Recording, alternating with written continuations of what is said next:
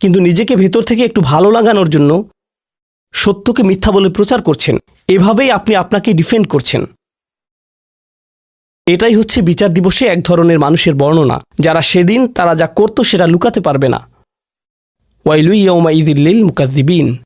এরপরে আল্লাহ তাদের সম্পর্কে দ্বিতীয় বর্ণনা দেন, এবং সূরাটির খুবই ইন্টারেস্টিং ব্যাপার এখানেই। আপনি ভাববেন আল্লাযীনা কাযযাবু বির-রিসালাহ কাযযাবু বিন-নবী কাযযাবু বিন-নার আল্লাযীনা কাফারু বিন-নার। যে আল্লাহকে অবিশ্বাস করে, যে মহানবী সাল্লাল্লাহু আলাইহি সাল্লামকে মিথ্যাবাদী বলে, যে আল্লাহর বাণীকে মিথ্যা বলে, না, এখানে বর্ণনাটি হচ্ছে আল্লাযীনা হুম ফি খাউদিন ইয়ালআবুন। তারা ডুবে যায়। আমি এটা ইংরেজিতে ভালো ট্রান্সলেট করতে পারছি না। আরবি শব্দ হচ্ছে খাউদ। তারা খাউদে ডুবে যায় এবং সেখানে খেলতে থাকে। খাউদ। তাহলে চলুন আমি আপনাকে এই শব্দ খাউদ এর উৎপত্তি এবং এর অর্থ সম্পর্কে ব্যাখ্যা করি, এবং আমরা এই শব্দ থেকে কি শিখতে পারি দেখি।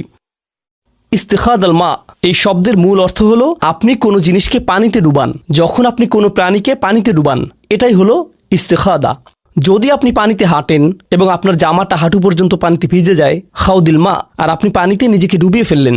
আর যখন আপনি পানিতে নিজেকে ডুবিয়ে ফেলেন, তারা বলে থাকে